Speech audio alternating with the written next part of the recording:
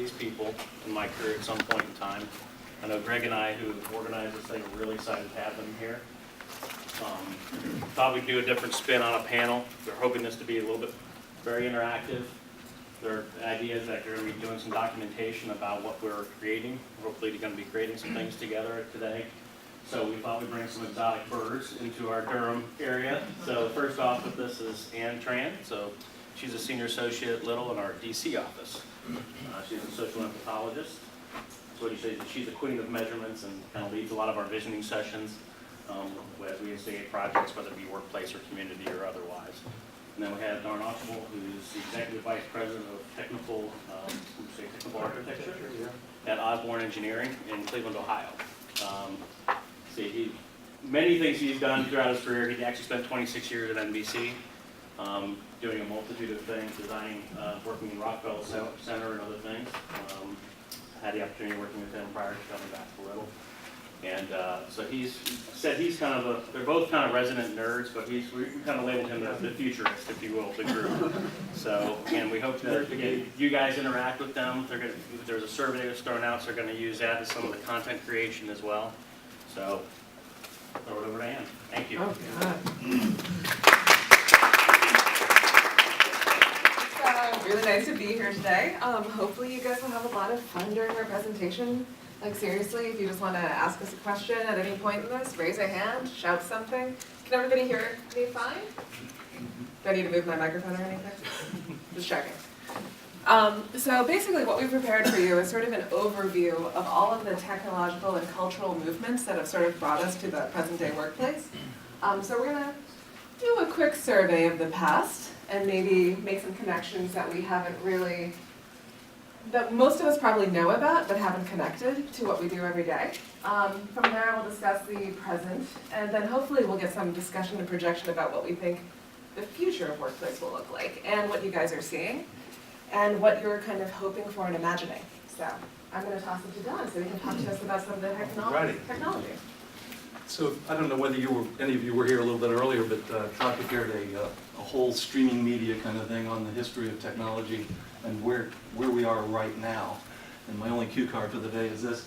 If you can just imagine, there are 7.5 billion people on the planet, and 10 billion can fit on the planet with food, water, space, and a good-sized house. 325 million are in the U.S., and 308 million were in 2010. Show you the growth. And 6.9 billion of those have cell phones, iPhones, a device that will communicate by wireless. So when we send 23 billion text messages every day, which is 8 trillion per year, and 4.5 billion YouTubes per day, and 8 billion Google searches per day, you can only imagine how that's going to affect workplace and where we have to really be positioning ourselves for at least in 2 years. And we're going to explain by the time we get to the red section here just kind of how that works. So right now, in 2012, the world information totaled 2 zettabytes. That's 2 trillion gigabytes. We're doing that every day now in the history of information. So with that, started with the printing press in 1440 with Gutenberg. That took all the way to 1836 to become, we don't have it on here, Morse code, the telegraph. Da-di-da-di-da-da-di-da. Dits and das that basically were the main criticism, or the whole substance of how communications really stayed in America. The telephone was in 1876. Alexander Graham Bell had 2 parents who were hearing impaired. He introduced Helen Keller to Annie Sullivan. He had the patent in 2 years, and he created what was called duplex transmission of talking and hearing at the same time. The next down is the phonograph with Edison. That was 1877, which was a high-speed piece of paper that recorded and carried that communication device, which led right to the next year into the light bulb, the incandescent light bulb. So when you look at this section of production, and Ann's going to talk to the top right here in a moment, this takes us all the way up to AM radio was created by Tesla, Nikola Tesla, in 1894. He didn't really get credit for that until 6 months after his death in 1944. So that's the kind of the way the wave of all this is going. FM radio was invented in 1932 and it didn't really have an application until 1957. 2 stations, one in Cincinnati, Ohio, one in San Francisco, were broadcasting FM signals from an attic and creating programming to just really bring this new technology. It wasn't embraced because AM radio was the thing at the time.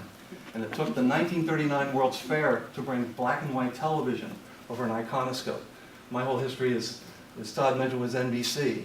And to watch that history go to color television, which was as big a dynamic in 1953 from WMAQ in Chicago, that changed everything as far as our entertainment system. So bringing it up to now, Ann is going to speak to the social implications of this, and then we're going to the green chart. All right, so I think you guys can see, right, that's color-coded. I'm trying to make it easy to read. But that's because if you think about the way that we've sort of advanced as workplaces, there's really sort of distinct phases. So this early past period, up to about the 1940s, was all about production, right? You sort of had this conventional structure where there's a big manager who's overseeing a pool of people. And everything that everyone was doing, this is really sort of the advent of professionalization. So you're not really white collar, there's some good that you're getting out, right? Whether it's going to be fabric or cars or something. The workplace is more oriented towards making something. So the big movements you get out of that are, it's industrialization. You start to have code because we start having disasters. So these things sort of start to affect the architectural sense of space that goes into the workplace. And really your work and your life are very separate. You go to work, you come home, you hang out with your kids, you eat food, maybe wake up in the middle of the night for whatever the biphasic sleep was, Right. And then you go back to work the next morning, you make your widget, you come home and you repeat it. So that's kind of what the early period of technology sort of corresponds to, is that technology is making you more productive. And you'll see that we sort of repeat that rhythm. I'm sure you have questions about the synthesis phase that happens in the 50s and the 80s, and we'll get there. But just for a reference point, I'm sure that people have thought about the 80s nostalgia that's kind of hitting right now. Does anybody wonder why? Like, why the 80s, right? And why the 50s? So when you think about all of this in the context of these different periods of technological and cultural change, you'll think of them as sort of quiet periods, quiet, idealized periods where people are like, life was so good in the 50s, life was so good in the 80s.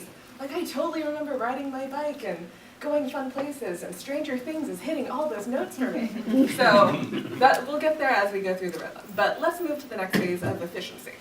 Sure, so it's quite a big paradigm shift in the 50s, from Leave It to Beaver to the Real McCoys and all these, sure that nobody remembers in this room probably. So all this took a shift in technology from the way distribution occurred. So now we had television that was going to introduce FM, which started with an 8-track with a slug that you would plug into it to get an FM signal, because it wasn't cars that didn't have it. Ironically, Canadians, car manufacturers right now, they've stopped putting in FM in cars, because that's all going to change for the red section. The cell phone kind of moves in the beginning, early stages. Cell being it floats a signal from a cell tower to a cell tower. It actually started at this time.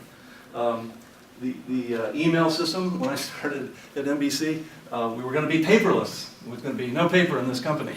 Jack How many Welch, people are chairman of paperless? GE. There was going to be a single sheet of paper. It was 1986 or whatever. No, that didn't really happen for quite a while. It took a bit for everybody to kind of buy into that. Laptops, the personal computer, and Ethernet began in the mid-70s was the Radio Shack TRS-80, which was very affordable. First thing I did was take it apart to see what made it work. And that really changed the whole kind of operating philosophy of a whole room this size with big air conditioners and gigantic transformers with high voltage power to make a room provide a little signal that your cell phone does right now. And you figure that there are 8 billion transistor equivalents in your iPhone. And then we went to the moon in, what was it, 69, I guess, on basically like 10 transistors, when you really think, and push button technology. So all of this is all coming together in the 60s and the 70s. Was the end of film. Everything, even in television, was A and B-roll film in the 50s and 60s. Videotape was invented. And that took over, and there was a show called the Smothers Brothers. And they had a lot of questionable humor, I guess. And CBS canceled them. And videotape had just been invented. And so they created a show called Hee Haw, which was kind of a hee haw, kind of like standing in front of a cornfield or whatever. The reason for sharing that is that was the use of, they would do weeks of shows in one block and pre-package them with videotape, which could never have been done before. Changed the whole way network television operated, from live television to videotape. And then shortly at the end of the screen is the Betamax and the VHS, which put everyone in their home with the capabilities of recording a show, delaying that show, cutting out the commercials, and all of that shit. And what did that do socially to us? Ooh, well, so And green. the 60s and 70s, as much as I'd like to think it's mostly Mad Men, right? Because Mad we Men, should all yeah. be so attractive and have booze in our cabinets. And drunk for lunch? But this is kind of what we thought of as a period of efficiency, right? Because most of it's targeted at the individual. It's about improving the efficiency of each individual and how you work together in a workplace. So you start to get structural changes, right? You'll see that these periods of synthesis sort of happen between wars. And wars are interesting because they both provide us the opportunity to innovate, but they also instigate social changes that change the sort of character of the workplace. So the world wars brought women into the workplace, and then we never left. So, hi guys. But that sort of thing, because they don't leave, each war period brings new people in, and it brings new technologies that get worked out to civilians, to different spatial sort of things. And so efficiency here, you start to see structures. So now that women are always in the workplace, you're finding new roles for women and old roles for women. So women on switchboards, women as secretaries, women eventually as managers, which starts to happen this way. But the 60s and 70s are really where, because women have been there since the 40s, it's now, you expect it, So you're starting to plan for careers that involve both. We also start to get age breakdown, where you start to see people who are younger coming in who have more expertise than some of their managers. And it starts to fundamentally reshape the way that we think about spatial hierarchy, right? Because you can have a 25-year-old who deserves an office just as much as a 40-year-old, because they're bringing something new and different. As a continuation of the code and the ocean movements, we start to get green. So sustainability as a building practice starts to reflect the fact that we're looking for balance, because now we've made information so pervasive and the process of work so pervasive that something needs to happen to sort of counterbalance that.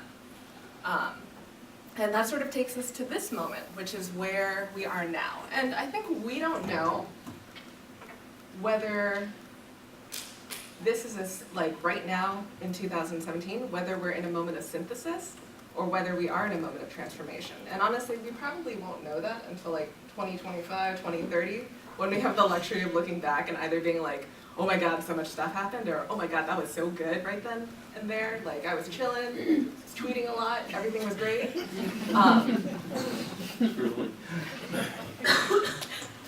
Everything's amazing. But we have some feelings.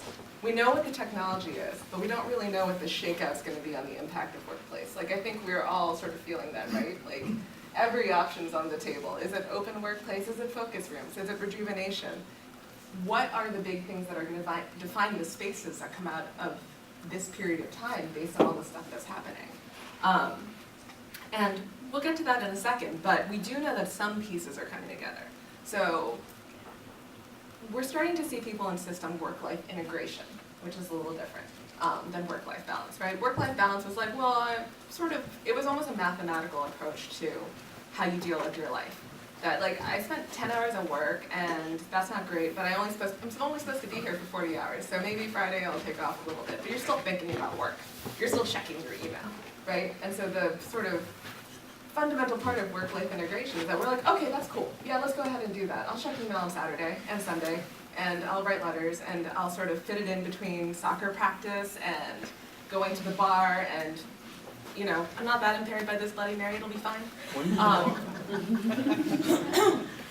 But that's what we're doing as work-life integration, right? Then you're I'm out to dinner, that's fine. Check my phone. Nobody noticed. We have well, which is coming in, which is great, which is kind of the counterpart to the green movement, is that we're talking about the humans, right? So the buildings are cool now. Let's talk about the humans. Are humans cool? TBD. And we're starting to see automation as opposed to digitization, right? It's not enough that the information is in the cloud. It's also the development of information as an automatic thing, that your building collects information about you, that your car collects information about you, that every time I log into Google, it tries to sell me something from ModCloth. How does it know? But that's all that passive intelligence, right? So it's like, so you spent yesterday Googling skin treatments for like being too tan. So now we're gonna remind you that every time you're on Facebook, that you were concerned about the beach. And there's all this technological stuff that I'm going to have to rely on our expert to discuss with us. So I guess you're wondering, why are we sharing all this with you? Who cares about the telegraphs? Who cares about legal people? So right now, when our little questionnaire that we sent around, one of the questions was, is anyone aware of what's going on with the FCC REPAC spectrum auction right now? I think one or two actually said yes. Most said, who cares? One said, you're such a nerd. That's more than one. We got great responses. How many are aware of what's going on with the FCC right now in America with the elimination of television? Oh, good audience. Oh, so that's good. So we had this whole thing in 1998 called the Communications Acts of the Federal Communications Commission for 1998 that basically changed all of the rules for ownership for television. Before that, you could only own so many in the city. You couldn't have a cross-ownership with newspapers. All bets were off. It was open season. You could just take off and own as many media companies or ownerships as you would want. There was a time in the 80s you could only own 7 TV, 7 AM, and 7 FM. In the late 80s, it went to 36. And now it's pretty much open season. So when the end of the 90s hit, that was the big transition to digital television, known as HD TV. Back then, that was a big swing, changed all the transmitters in America. There are 1,880 television stations in America and 388 PBS stations, and they all had a change. What this is leading to for this discussion today is that spectrum will affect everything in America, in particular the workplace, certainly universities, sporting events, and one of the bigger takers is medical. So what's going on right now is y'all have TVs that have HD TV, 1080p, 1080i, maybe even 4K. Well, it's going to 8K. The problem is the transmitters can't carry that much bandwidth, nor can workplace offices carry that much bandwidth. So the FCC about 3 years ago said, Federal Communications Commission, that why don't we take away all the frequency from the television and FM stations and put it into mobile? And mobile will run basically our entire world of not only the work environment, but even we'll still have television shows, but they're not going to come off of a tower on a mountainside. And that's going on right now. So what the government is doing, there are 3 bubbles, if you will. There's the broadcasters, the government, Fox and the Hen House, and the FCC chairman, and the 4 mobile companies, Verizon, AT&T, T-Mobile, and Sprint. And we're in it right now. It started about 3 months ago. The government is paying television stations very large sums of money. In Cleveland, Ohio, you would get somewhere from 350 to 400 million to go off air. In New York City, you would get 800 to 900 million to go off air. That's how much this bandwidth is worth. And it's going on right now to the point where stations are starting to shed their signal. They're turning off. The towers that you see around the country, these red and white towers, are all going to go away. It's going to go localized. So an office will even have to have antenna systems and distribution points and satellite closets to carry all this frequency out to the workplace. Because everything will be ubiquitous over a cell phone or the new iPhone, which is coming, called LTE, long-term evolution, which is 5 and 6G. So the point of sharing that with you is my little hand sketches here. I just did them this way so you can come up and look at these afterwards, because there will be a quiz. We have very nice party gifts, right? Good prizes, giving away cars and TV sets and whatever. So, and I'm not going to read all this. I'm just going to refer, and you can come up and look at it later. The key words here that are affecting the workplace are Wi-Fi, IoT, Internet of Things is the whole big data thing. And some of this, are you going to show the loop later, Todd? Or is, you know, all this information, we did this little, it's like 6 minutes or whatever. It just continues, but it gives the real horsepower of what this means into design into the workplace. It's the intelligent device, real-time transfer of information. OTT is over the top. Over the top is going to replace television in the next 2 years. It'll be a set-top box that will take a mobile signal to get your news. Local news will probably go, 80% of the stations in the demographic market area will go to 2. So we have 7 news programs in Cleveland, Ohio. There will be 1 or 2. So you won't have 5 guys saying, "Hi, Bob, what do you think the weather will be?" "I don't know, Fred, what do you think it'll be?" "Well, stick your head out the window and maybe you can tell what the weather will be." But all that's going to be changing as far as our culture, which Ann's going to go on to. We have PON, passive optic networks, which basically takes a facility like this, which I'm sure it does have in here, and creates a fiber backbone, a spine, if you will, for this building, which connects globally at any unlimited bandwidth. And the key word, just like in real estate, is location, location, location. In the building industry right now is bandwidth, bandwidth, bandwidth. To create an intelligent building that actually is a smart building where you have connect panels that will connect to anything back to a router so you can change in an instant. Because the one thing we know that is going to happen over the next 5 to 10 years, certainly until 2020, is change. Just think of the iPad invention. That wasn't even thought of 10 years ago. The things that are on Apple's desk right now, Microsoft's desk, Amazon, the new most wealthy dude in the world, Google, what they're doing, those statistics that I read are all going to be part of the workplace. So all of that takes an infrastructure. We have distributed antenna systems. With so many iPhones going on, they flood the market. You need something called a DAS, which floods the workplace with the signal to keep it at a flow so you can call mom every hour and tell her how work is going. In the case of the Ohio State University, we just put 400 DAS antennas under the seats. Your hot chocolate will always be warm. And anyone now, in the beginning, with 110,000 people in a stadium, the cell phones would just lock up. They would just clog. And now you can get out the signals. Well, that's going to be the exact same thing that's needed into a workplace. We have M2M. Well, the last one was all 2, and we can toss Dan again. Machine to machine is probably the biggest thing going on right now. If you're familiar with your parking meter, you put your credit card in. It's a mobile signal that tells the police to give you a ticket, of which you really won't get until it's in the mail. Just like when you go through the Easy Flow on the expressway and takes your picture, like my nephew just did. He said no one was in the booth. M2M just gave him a $150 ticket. All of this is data analytics. Data analytics is the highest paid graduate of an undergraduate right now in the country. It's beating out medical and law and all the other ones. It's the merge of IT geek, here we are, and a business person. The MBA with the ISIT component. And that is, can't even find, it's hard to find. We've got 7. But the last thing is, Bob Wright, chairman of NBC, said, if the railroads would have understood that they were in the transportation business rather than the railroad business, they would have invented the airlines.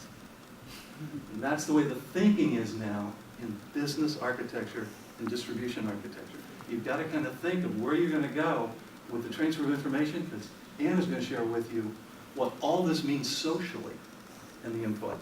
I'm just the guy that plugs you in. He makes it work. I don't know how to make it This will work. be up here to take a look at later. I feel like I mostly stand there and talk about all the ways in which it's not working for us, right? Because I think that's kind of the concern, is that we're sort of at that cusp and transition point, right, where we have all of this information, and a lot of it's kind of irrelevant. Like, if you think about it, there's a lot of stuff that you learn that you're like, why do I care? Oh my God, like, do I really need to know that? So filtering is going to be kind of key to surviving the knowledge era. It's probably going to come down to what does it mean, right? Is it really meaningful about the way that we work? And I think that we're starting to develop enough competence in our own sort of relationship with technology that you can sort of say, no, I really hate that. Like, I really don't want to do that. Like, because I'm terrible. Like, I'm like, so the Aeron, right? The classic task chair. Everybody sits up. Like all the still cases. So be like, all right, I'm totally going to perch at the end of my desk, or at the end of my chair. I'm going to be like in the right relationship to my desk. I'll have my wrist this way so I don't get carpal tunnel, right? And that's been a big spatial defining thing for us, is that how do people sit 18 inches off the floor, unless you're really tall. Or if you're really short like me, you're like, maybe like 16, that'd be better, guys. But that's been sort of how we've judged our relationships to the furniture and our space, is like, what does the human body do, right? Like, what's the extent of our reach? How do we sit? How do we stand? Now that we have sit-stand desks, right, everybody adjusts the standing height to what works for them. But what we started to say is like in the workplace, you can sit all sorts of ways. You want to lean back? You want to get in Brody and put your feet up? I'm not plugging for anybody here, but I'm just saying, like these are iconic pieces, right? Like you recognize that. You're like, all right, so I can be hidden behind that, and I can have my feet up, and I'll be really comfy, and hopefully I won't pass out in the middle of this meeting. But that's the kind of thing that we're starting to allow people to do, and that's affecting the way in which we design. That's affecting the way that we shape these spaces. And now, you know, you have these little podlets almost. And we've talked about workplace efficiency as a footprint kind of thing, right? But if you had a Brody as your workstation, you're pretty much in 20 square feet of space, probably. That's about 3 by 6, which is significantly dropped from the 64, the 125, the 200 that we've seen before in other modules. So that's starting to affect us spatially. But there's also that sense of hierarchy that comes with that. You're not necessarily confined to being in the office to take a meeting. You can do it over VTC. You can be on your couch, in your pajamas, with the video off, and still be a professional. And I don't think that we can point to any other time in our history of the workplace where that's okay. I mean, I have pink hair right now, guys. Really? I know. I just thought it was a long night. But so that's kind of like, what's the Great new day. wave gonna be? What's the new wave for us as a culture and as a workplace gonna be? It's gonna be parity. We'll probably see more representation at higher levels of leadership of everybody who wasn't really in there before. People will mature into ownership, principalships. We'll start to see social parity, kind of like the things where, you know, we started to put in mothers' rooms, right? Because we're recognizing that people are more than just what they are at work, and that to make work a more acceptable place for them, we sort of have to be aware of that. But that doesn't just reflect for women. That's going to be good for dads too, because now dads will be able to leave because the kid is sick, because people will recognize that your life and the way that your work have sort of worked out, the workplace isn't the only place in which you're capable of doing work. You can be in the doctor's office while your kid's getting checked for an ear infection and still be productive and be meaningful. And that's all going to have implications for space, because at some point we'll start to reflect on the fact that the workplace is a platform for all the things that we do all the time. Like there are boundaries you'll never want to break. Like nobody really wants to do work like in their bedroom. Like, you know, ultimately that probably shouldn't be able to morph itself into a workplace, because you should have that mental separation and that rest. But you'll start to see the capacity for that. That you're like, all right, I really do have to pull up like a full screen something while I'm sitting in bed. So how am I going to do that? I'm not going to do it from my TV because the resolution's not as good as my monitor, but something else will provide that function. It's not going to be your iPhone. It's not going to be your Samsung. It's going to be something though. And we're going to start seeing that the automation of certain things, hopefully, will make us a little less stressed. And that will hopefully reduce the amount of dedicated space that you need for certain things that are rejuvenatory. You know, that some stuff will just be taken off your list. Like it won't be the struggling with the VTC every time you have to do a presentation, or like having to summon someone to be like, oh my God, this was working yesterday, and now it's not working anymore, and I don't know what I did. You know, it'll actually be automated to that point, that it'll be sort of almost mindless, you know, you don't have to think about it. And that's what we're all really looking for in our workplaces, is not to have to worry about the little logistical things that ruin your flow, make it hard for you to talk to a client, and make it hard for you to do what you want to. The other trend we might start to see is probably personalization, a repersonalization of space. So I think that we've probably all encountered the client who, when you said you needed to move to open offices or something, they're like, but I keep all my stuff in my cube. Or if you do free address, right? They're like, but this is mine. This is my desk. Like, I nest here. This is my mug. This is my picture of my cats. This is my plant, right? And so that was like kind of a big fear that came out of the 2000s, I think, was that once you started to do that, people would be like, okay, well, am I just a cog? So we're starting to see repersonalization that is technology oriented, that now your tech in each station sort of reorients it to you. And that might be part of the automation process, right? Like, let me paint a picture for you. Who's got a data watch card? Everyone? Like a little ID badge that gets you into your building?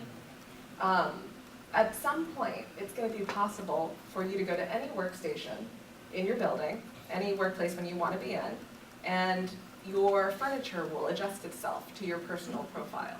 Your sit-stand desk will come to the height that you want automatically just because you walked into the room and it recognized your card. your seat will be the right height for you. It'll go back into that lounge position that I like really far back. You know, and your laptop will have your wallpaper on it. The pictures on the walls will turn into pictures of your kids and the things that you care about. And if you have a client-facing room, maybe that room will also know something about your client because it'll recognize your client's profiles. It'll know that your calendar says at 2:30 you're meeting with Bob Smith. Bob Smith really likes his coffee this way. Bob Smith prefers to meet in a meeting room rather than a conference room. So maybe that'll also be automated, right? And we have to start to wonder what ideal space is for us, what the best space that supports the way in which we all work really becomes. Because I think there's a sense, do you ever feel like technology is happening to you, that you don't really get a choice? Truly. And that's kind of like the feeling, right? But this is actually a critical time for us as an industry, whether we're real estate people or brokers or architects or interior designers, to actually take hold of the technologies that are coming to us and sort of say, you know what, that's really cool, but I want to do this. Can you do this? And when someone says, yeah, we can totally do that, this is our opportunity. It's kind of a moment of new expertises almost, right? Like, we don't want to be the dinosaurs who get hit by the meteor. And the tech might be the meteor if we're not like attentive to it. Because at the point at which our clients might be able to get the information without the expertise, that's like a critical juncture for us. We have the expertise. We know how you work. We know you don't have the bandwidth to know everything. So you should have trusted advisors. And we can be those trusted advisors. And that's kind of shaping everything. Like, so if someone says, you know, that's why we do all of our measurements, we do all of our visioning, we're trying to understand someone because that human component of space is still vital. The human, like, filter for someone to say, look, you only have so much money, and I know you think this is awesome, but you guys don't work like that at all. So please don't spend it there. Please spend it on the thing that matters to you, and the thing that will make your organization last, and your people happy. That's all gonna be the question that comes out of all this stuff. And that's what we don't know. We don't know if it's going to be a synthesis period or not. Should we discuss the survey results? I mean, if I could just do 1 minute on products, and Oh, then yeah. I think we go to that, and then we'll start scribbling. Yeah. Okay. Okay. So it's not all about RF. It's not just about mobile and wireless. There are some really cool products that are out there that are really changing worlds. The sound curtain wall masking, which was pretty much jumbling white and pink noise up to now. It's almost the sound that you can hear in here. We can hear that frequency. But now there's a product where this line would be a curtain that would shoot a sound masking technology to the floor. And Ann can be screaming at me over here, and I can just hear little lips going up and down and whatever. But we're in the same room, we're in the same space. I feel like I have coworkers who like In a that. busy coworker environment, this is pretty slick, how this is working. It's being developed in Canada right now. It'll probably be out in about 6 months, but we're already building it into certain applications.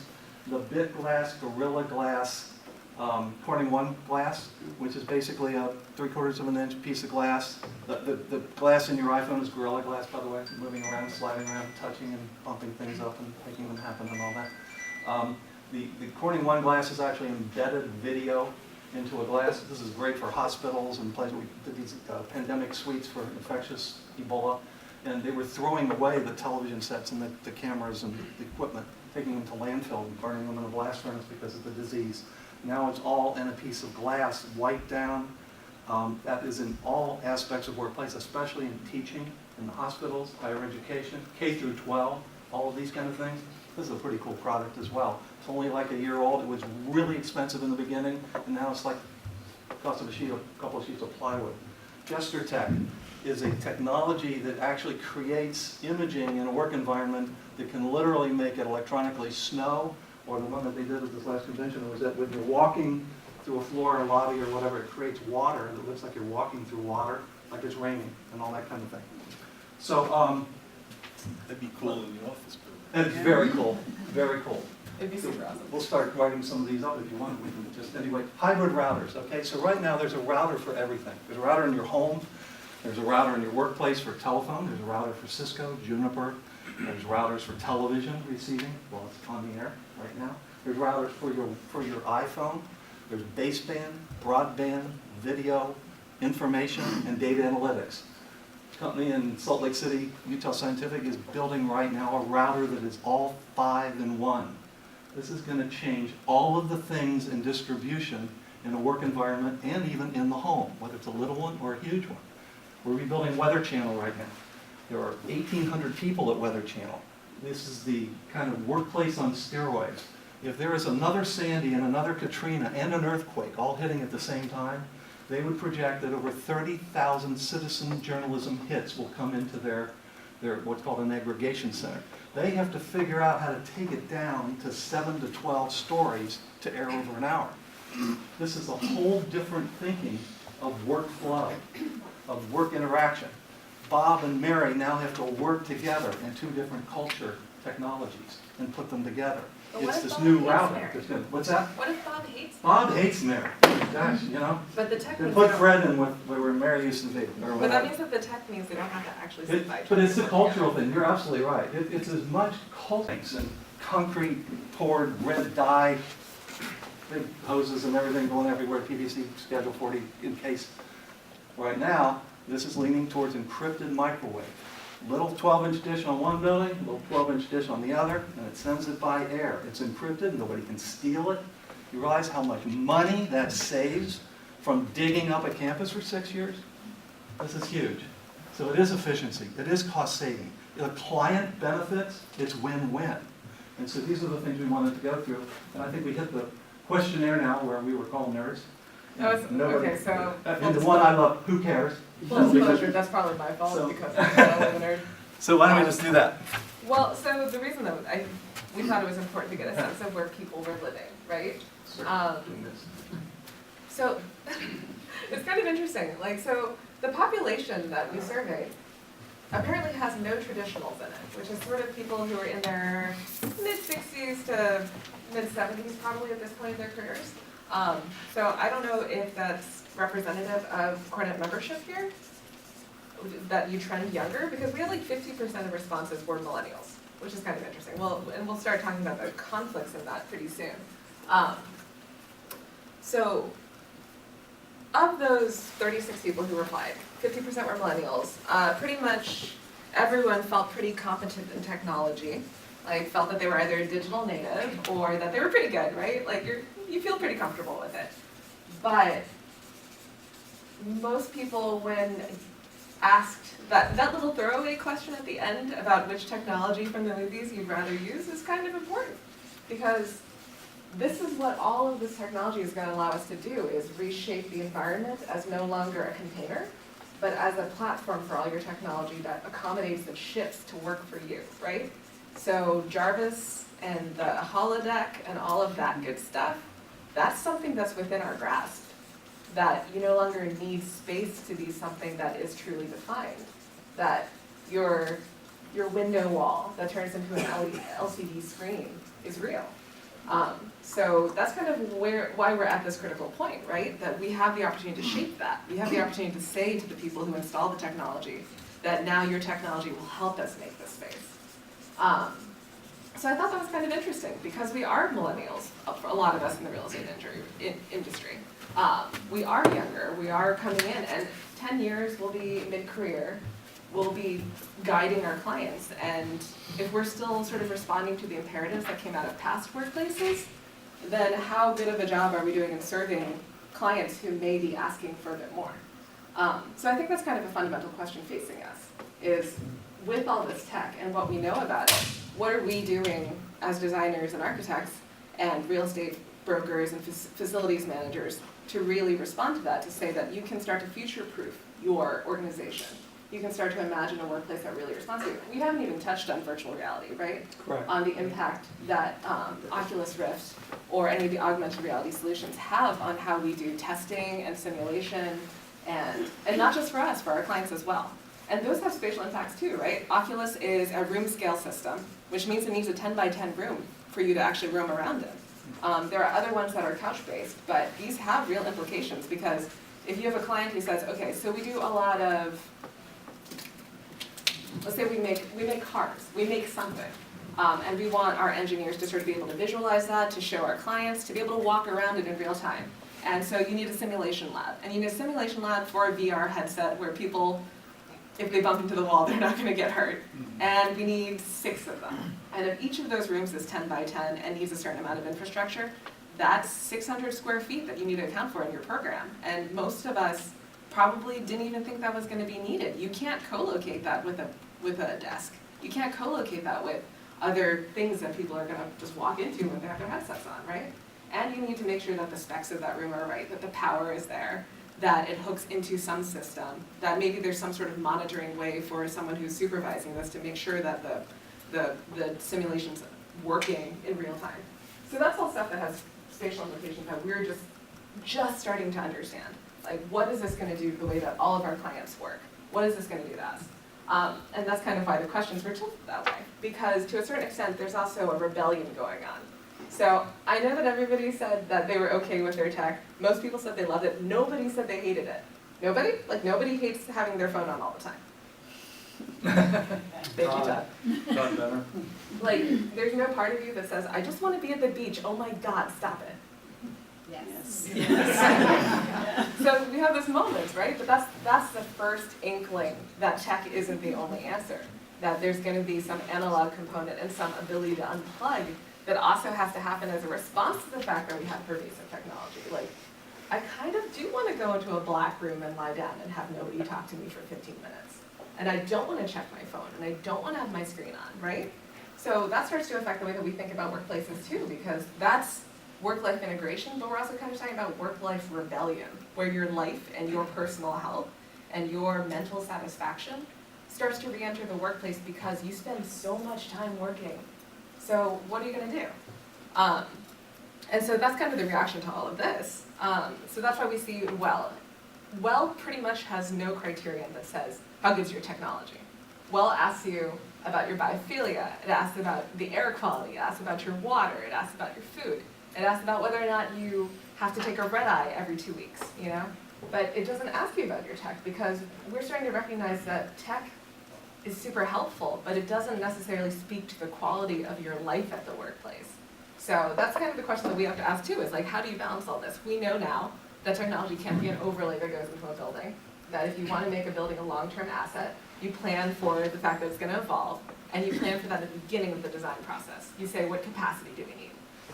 What's it going to do to our systems? How deep do our sockets need to be? What's the plenum like? Do we need to do raised floor, right?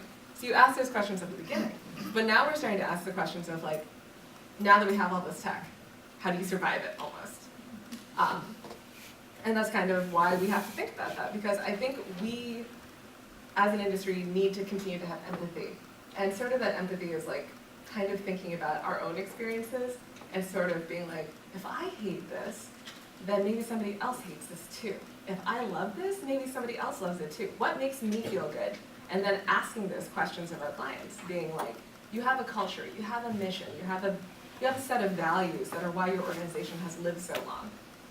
How do you integrate that into the sort of technological and spatial constraints that we all have? And the sort of budgetary stuff that we also all have, right? You only have so much money. How much, you know that you need these things for work, but how much money do you dedicate to retaining these other things that are important to you that have made you what you are? If your values are integrity, does the technology speak to your integrity? If your values are transparency, then does the technology support that too? Or does your technology work against you and is overly securitized? So these are all the questions that start to affect the way that we think about space. I'm trying to think if there was something else in the survey that I wanted to cover. I mean, the ambivalence is there. I think one person said, oh, yes. So this is kind of interesting, that everybody in the survey was pretty much okay with the fact that all of your tech is watching you all of the time. Well, I mean, how cognizant? You're on the air. Yeah. But everybody was pretty comfortable with that, which historically, Americans as a culture don't tend to be okay with that. Like, Europeans have been much more aggressive about that, like camera systems that are like on every street corner, RFID systems that log into, that interface with your facilities management so you can tell, like, how many rolls of toilet paper are left in the bathroom. We're a little creeped out by that, generally. M2M.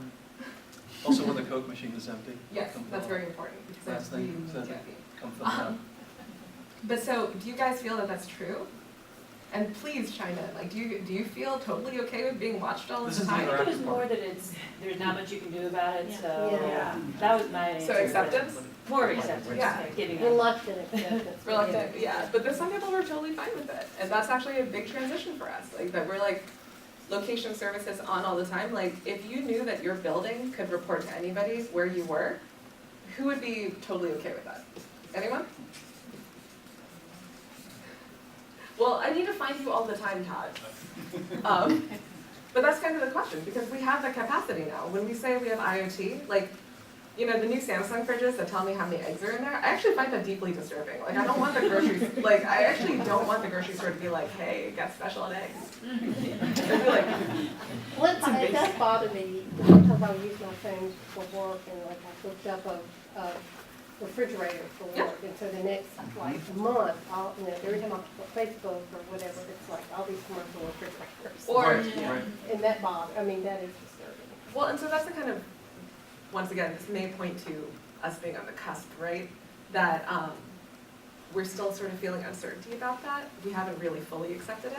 And maybe that's something that we all need to think about a little bit further about when we advise our clients as to some of the systems and stuff, is that just awareness, right? Because we don't, humans have a really short horizon.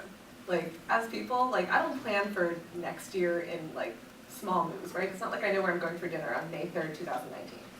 I have like a rough sense that like sometime next year I'd like to take a week-long trip, that'd be good.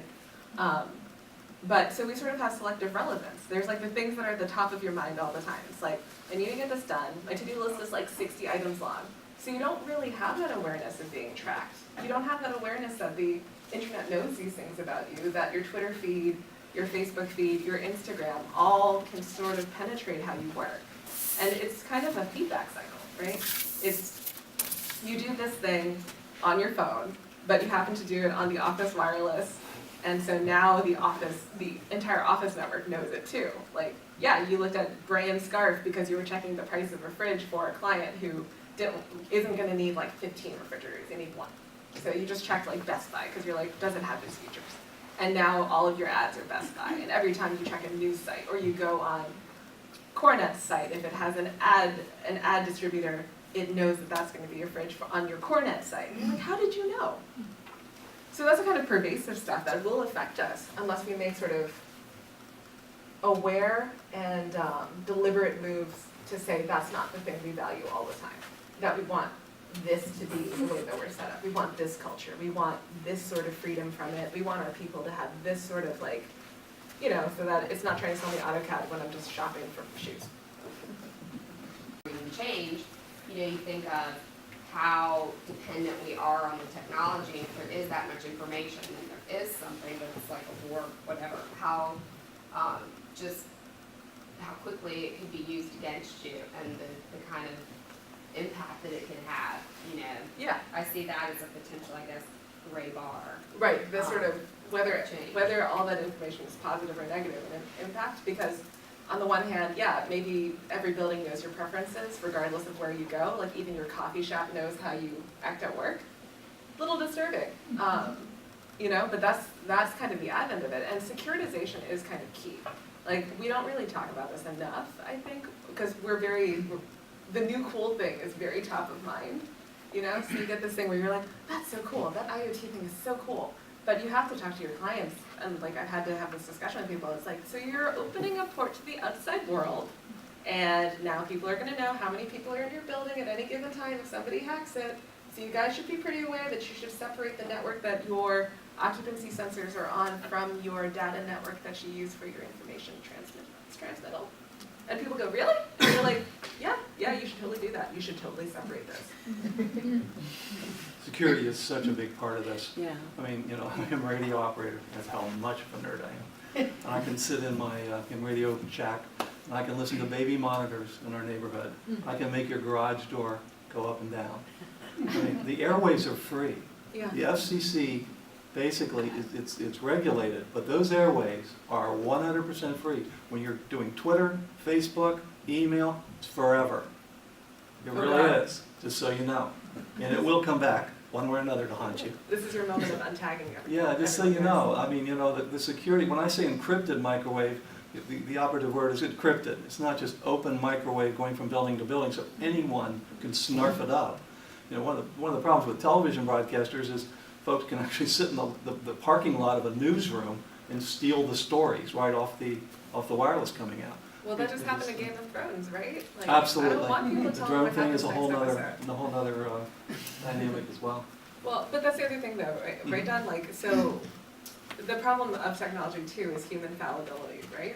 True. So you have all these awesome networks, even your Tesla or anything else that you have. Tesla driving yourself, right? Right, but so the good thing about Teslas is that any updates that come out to those cars get pushed by the network. But anything where some administrator needs to update your network, like if you have encrypted microwave, but say your tech guy just didn't get to a critical update. People make mistakes. Right, people make mistakes. It's only as good as the input that goes into it. This whole thing with artificial intelligence is pretty scary as well. This whole thing that we have up here on the thing with NUI, the Natural User Interface, that's how the computer 2001: A Space Odyssey kind of knows what you're saying. If you notice, I mean, my wife will order something on Amazon and then next week order something else. She goes, how did they know that was what I was going to be looking for? It's all being documented and plotted, and by the year 2020, this whole parity thing that you're talking about, I think it's the projections are that's where it's going to be a significant situation. Well, and so, but this is the place where human insight's vital, right? Yes, Like, because it is. the machine does make a mistake. Sure So, does. like Amazon, for example, is used that, like, I buy baby wipes a lot, but it's not because I have babies, it's definitely because I have dogs. But Amazon keeps trying to sell me baby stuff, Oh, sure. right? But that's because, like, It's all trackable. but that's because it's correlating patterns of behavior that are significant or could have significance, but aren't actually what it thinks it means, right? And so that's why we have to be the interface. Like, as humans who are experts, it's like, yeah, so those baby wipes are for that? Just FYI, stop trying to sell me pacifiers, because I haven't bought one in the last 2 years, so I don't know what's making you think that I'm gonna buy one now. And that sort of machine intelligence, that's kind of probably the freakiest part, is like, what if the machine makes a mistake? What if the building makes a mistake? Like, on the small scale, that's like simple stuff. Like, you booked a conference room for a client and it sent tea instead of coffee. That's fine, you can rectify that one pretty easily. But at the point at which it's trying to predict your needs, and that's the thing that AI is supposed to do, is it's supposed to be predictive. At the point at which it's predicting your needs and getting them wrong, like, you say a keyword, and instead of bringing out the thing you need for your meeting, it brings out something confidential, you know, and shows it to like 15 people, and then you're like, oh God, I'm gonna get fired. But that's the kind of thing that I have to worry about, because if we don't have that human interface and we don't have that ability to intercede, and if it's always automatic, then it's very easy for something to cascade into a mistake. So. Is that kind of along the lines what just came out in the news about Facebook, where they basically have this language that these two machines are talking to each other, Yeah. and the That's humans exactly aren't right. understanding what it is that they're saying. And that's called, we're referred to as psycho-cybernetics, and it's the machines talking to machines. And that is kind of the how computer kind of thing, and that's what we're anticipating will really reach a something to discuss by 2020. Yeah. And when you figure like the ceiling tiles, the Armstrong things that put in the RFIDs in the ceilings, and also the computer access flooring systems that really track everything that you're doing and where you're going and how many times you've been in there and all that, all by your card on where you're walking. In particular in hospitals, doctors and nurses knowing everywhere what everyone is doing, where they're going. That's all recorded and documented and put into the CERT. Yeah, and I mean, I was reading something the other day that talked about I'll give you this the one. user, tracking utilization and how, So we'd like to I mean, hear I was reading something the other day that talked about utilization and tracking how people use space. Well, and tying it on to what you were saying about this person coming in and that room being set up for them, well, you know, it's going to connect to the CAFM system and you know, tell us a Sure. lot of stuff like about how space is getting used and who's using it. And I was talking with somebody and they're like, oh my God, they're going to know when I go to the bathroom, if I go to the bathroom 3 times that day instead of 2 times that day. I said, yeah, so I wonder when humans, at what point, and I think that's what you're asking, are going to push back. I mean, there's got to be a point where the value of being human. Have a little control over when you go to the bathroom. Well, Yeah. well, what's the point of space, right? Is space meaningful without humans in it? No. So, yeah, that human pushback, I think, we're starting to see that beginning. Workplace integration was like the first sort of steps towards that, towards saying like, this is not quite right. And now we're sort of getting this sort of rebellion in the form of movements that are affecting the way we use it. And we're saying, you know, I really do want to just be somewhere in the trees for a little while. I need to take 15 minutes to walk around. And I kind of tagging onto what Susie was saying, where do you see, so the younger generations coming in who are using technology perhaps differently than we are, and maybe have, I don't know if they have a less of a reluctant resistance to understanding they're being watched, they're putting all these things out there. How do you see that impacting? Will they respond differently and accept it in a way that's different than we are, or will we still continue to see some of that pushback? I see it downright scary, to be Yeah. honest. Because they grew up as natives, Israel natives, so they, my 19-year-old son, he wouldn't even think of watching television. So why do you watch that? I mean, everything is Netflix and iPad and inserted over a monitor, not a TV set. Because that's what's going to happen. The TV set will become a monitor that will distribute what you really receive on your device, your mobile device. What about the integration? I mean, you talked about the integration of kind of your social network, your business network. This came up recently, actually, just sitting around drinking with some friends, talking about how I'm old enough to remember a little bit about McCarthyism. Oh, yeah. The impact of things like that. So if you're tying, now that we're tying our social network with our business network, what we do in our social lives is going to impact, can impact our career, can impact our clients. There's something very specific that happened to us a couple of weeks ago that really brought this to light. Well, Things I don't want to know about, like my sheets, or, it's just scary. To tag on that It's right just away, scary. the McCarthyism is a great example, actually. Everyone will have a little homework assignment. Go watch the movie George Clooney, Good Night and Good Luck, on Edward R. Murrow. Yeah. I mean, movie's a movie. They're all political. It's all Hollywood polemic. That one's not too far off on all what they really with CBS and what they did. The whole channeling of how the networks control. That's not so much anymore. I was at NBC in Washington. I was station manager during the 90s. And I was there through OJ, Oklahoma City, and playing at the White House and all that. If you had any idea what the real stories were on any of this, you'd fall over. It is, everyone in here we're sheep. You're just being fed all this stuff. It's the soundbite. NBC Nightly News is only 14 minutes of news. The rest is commercials and promos. And it's all engineered by 3 o'clock in the afternoon, and it's all engineered by ratings.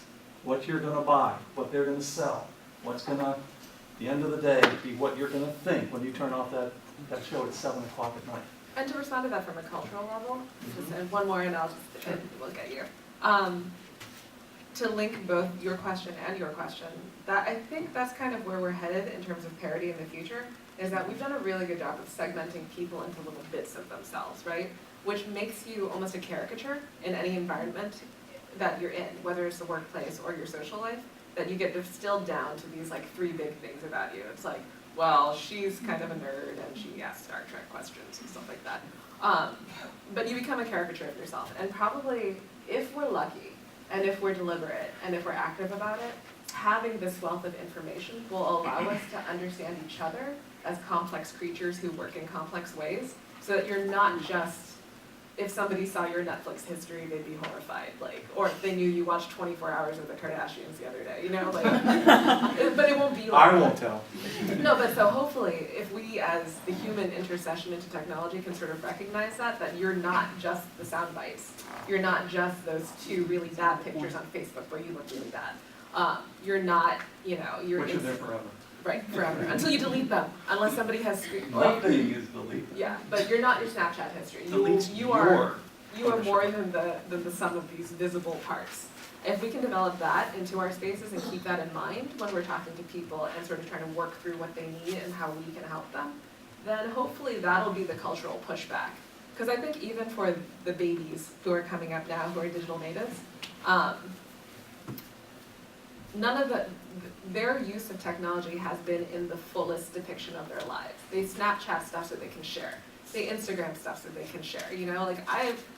we all know that dude who just Instagram stuff to show off, or Facebook things that makes it look like they're living their best life all of the time, right? But that's not really what we are. We all know that. And I think that as technology becomes more pervasive, the cultural pushback will be, I know you're not just that. Like, I know that you fell over in front of your CEO the other day, which I totally did one time, like face plant. I'm not posting that to Facebook, guys.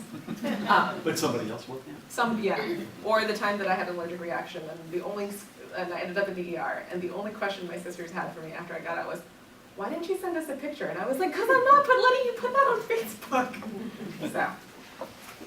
Quick question, blockchain, thoughts, implications?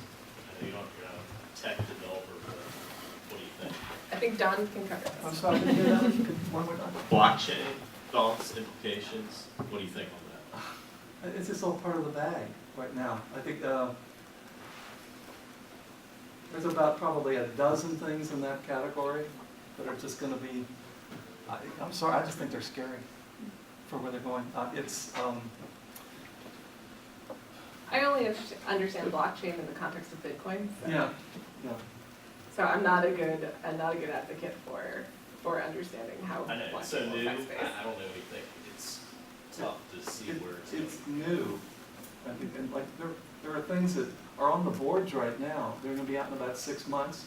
There's a big convention in September called the CTIA convention. I've been going for about 5 years because it's relatively new. It's just on wireless and broadband and baseband. And those are the kind of things that are exhibited there. They have the $10 million booth with Oracle and Ericsson and all these folks that are, inventing new data analytics. And they'll have a booth there. And they'll have their new thing that was obsolete 6 months ago. It's really hard to keep up with some of these things. And if you don't really go to the conventions, the conferences, or whatever, and hear how they're affecting healthcare, for example, doing remote healthcare and that kind of thing, using that kind of technology. I mean, it's hard to really, you can't read enough, that's for sure. I always say, I keep telling my family, I'm going to make my millions disinventing email. Getting rid of it, or at least eliminating the password in there. It's So fine, when you you have can security, figure it what out. It's the not going to be password? biometric soon. Yeah, I know, truly. Somebody else. I has a really question? don't want to do I hope that. I didn't really was evading anything. It's just it's a weird that category. I just had a comment Sure. on the generational issue. My sister and I used to laugh about the fact that our grandmother, who was born in 1898, was more willing to embrace technology and things than our parents were, who were born in the 30s. It's like she was so much more open-minded. So I don't know how that plays into, our world today.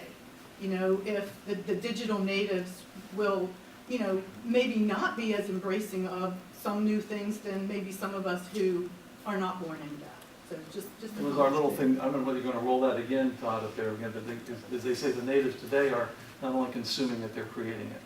So it's both. It used to be we just were entertained. But in television right now, there's two types of viewership. Those who want to come home, have their beer, sit in the lazy boy, and just be entertained. And then there's those who want to come home and be interactive, blog, go back and forth, chop it up, I don't believe that for a minute, whatever. That's the kind of situation, Jeff. Well, but the other thing too, I think, is that might be referential to our times of synthesis too.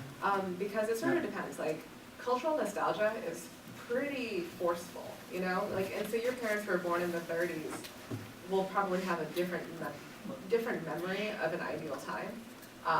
That makes them more reluctant. Like, Carol always says, people don't fear change, they fear loss, right? So if you have something that you feel like you're going to lose, you're going to be much more resistant to doing something that puts you at risk. So that might have something to do with because I think we see that there are generations that sort of move forward and sort of embrace everything and sort of catapult it forward. But it probably has a lot to do with what we it's almost like a cultural oversoul, the things that we remember together. What you feel like you might lose from that. So if you remember the 50s and you remember the 80s, like, there's I can't decide if this is like good or it makes me crazy, but like there's a discussion right now about breaking millennials into exennials and millennials, which is why it shows up that way in the survey, right? Because exennials are the first true digital natives, the first people who were on AOL, the first people who sort of did it every day, who took their computers to college with them, and actually used it as a fundamental way of relating to how they did their work. And so, but all of the media that we're consuming right now, like Stranger Things, anybody see the Thor Ragnarok poster? Like, it's super 80s reminiscent. Like, it's bright colors, it's hand painted, it looks like the Star Wars posters for Return of the Jedi. And so that nostalgia that's there, you know, that's because there's a generation of people who now have the cultural capital and the monetary capital to affect how we consume and shape our culture. And so if a bunch of 30-year-olds suddenly decided that they didn't want to do something, what would that do to culture? If we said we don't want to engage with this, I think Oculus Rift is stupid. I don't want to have to game all the time. I don't want to mix my social life and my professional life. Like, what would that do? So I think that kind of speaks to that. Like, we don't know what the new generation will be like because we don't know what they'll be nostalgic for. So, kind of tie this back a little bit. What do you see the workplace looking like in 5 years? And when we start, excuse me, when we start the 2020s or a few years past that, what do you see the workstation or workspace look like in design? Cynically, I kind of think that it is going to be about personalization. I also think that it's going to be slow to change, that there's going to be a lot of stuff that stays the same because it's familiar. The idea of having a workplace that isn't yours but also is yours has been something that I think we've all encountered resistance to. The idea that instead of owning just your space, you own a little bit of everything, and your space has been really tough, right? It's a tough conversation to have because people are like, but I'm losing this, I'm losing my desk, I'm losing like all these things. So I think that's kind of 5 years is probably going to be the horizon line for where we start to see real shifts, but we won't see it everywhere. Older organizations will have a tougher time. Bigger organizations will have a tougher time. Ideally, we'd start to see that level of personalization that allows you to really be effective no matter where you are. That when you move to a lounge setting or move to a different work setting, you still have access to the same technologies. But that's the hardest part to convince people to sort of plan for, that you have an environment, that you work however you want to work, wherever you want to do it. And obviously outside of the dedicated workplace that all of our clients are going to pay for, the coffee shop's not your domain, it's not your problem. But within the workplace, we still don't have parity across our work settings. And so in 5 years, that's probably where the trending will start to go, is that you will start to break down how people work into these sets of requirements, that you always need a bigger screen somewhere nearby within. And maybe we'll be able to develop a proximity metric for that as long as a big screen for you is within 5 feet, then you've reached parity. And then, it's a 5-minute warning, guys. But so that's probably most likely, is that we'll see that technological overlay become more pervasive. And when people are planning their buildings, they'll start to think about distribution more fully, as opposed to just distributing along major sections of the major sectors. And I think too, something, there's a new business starting up every day, Mm-hmm. and Right. requirements for our company to put out are changing every day. So, I think it's shifting not only from how can we build a building to adapt to our employees. Mm-hmm. It's next year, I know we're going to need half the staff that we Yep. have this year. That's But in exactly 2 years, right. we're going to quadruple because we have to be able to adapt, follow the market. And we know that it's so volatile that we can't commit to Right, building a new building. because lease terms are changing already. Like, we're already Exactly. seeing the shortening of those terms. And so that's kind of the tough part, I think, is that to a certain extent, if we actually manage to make buildings One of the things you talk about being slow to change is that if companies don't start changing their culture to have another way to show appreciation for Yep. people other than the corner office, yeah, then that's what makes, to me, It kind of goes slow it back to down. that railroad line. yeah. Yeah, it's kind You of don't really seeing figure out what forest your through the business trees. is and where you're gonna really put an infrastructure in. It needs to be a smart building. Smart just means intelligently distributed. It's all about loading bandwidth in the walls. And that's pretty easy to do right now with one of these little panels. Then you can change anything you want, because it's all about the hose back to the router. And whether it's medical, university, office building, sports stadiums, everything's about the experience. In medical, it's the patient experience. In sports, it's the spectator experience. In universities, it's the student experience. And that's all basically done through this very thing. We took you through the little journey down memory lane here, but really it boils down to the red section here and these items in here. The cloud, by the way, which is not in the cloud, it's not in the public, it's down here. The cloud is a smart building. Well, It's an connect building. Yeah. I mean, because it points to, it does point to the environment as user experience, which I don't Yeah. think we've really dealt with that way, you know? Correct. Like, we sort of deal with space, we're like, well, we'll put in a computer, and how you interface with everything you do is gonna be through your computer, through your phone, through whatever. And this isn't gonna be enough. Like, we're gonna hit a point where your environment is essentially how you'll work. You know, much more, like, the walls will be much more responsive to you, the tables will respond to you, everything will The walls affect will you. have antennas in them, the Yeah. ceilings will have antennas, because that's the only way you're gonna get all this, you have to build it into the building. Yeah, and so that's gonna be. By the way, laptops will be gone in 3 years too. There won't be such a thing as a laptop, be an all iPad-esque kind Oh of God, device. I'm gonna go through like 3 of those a year. 'Cause It'll all be I'm Gorilla Glass, invest in Gorilla Glass.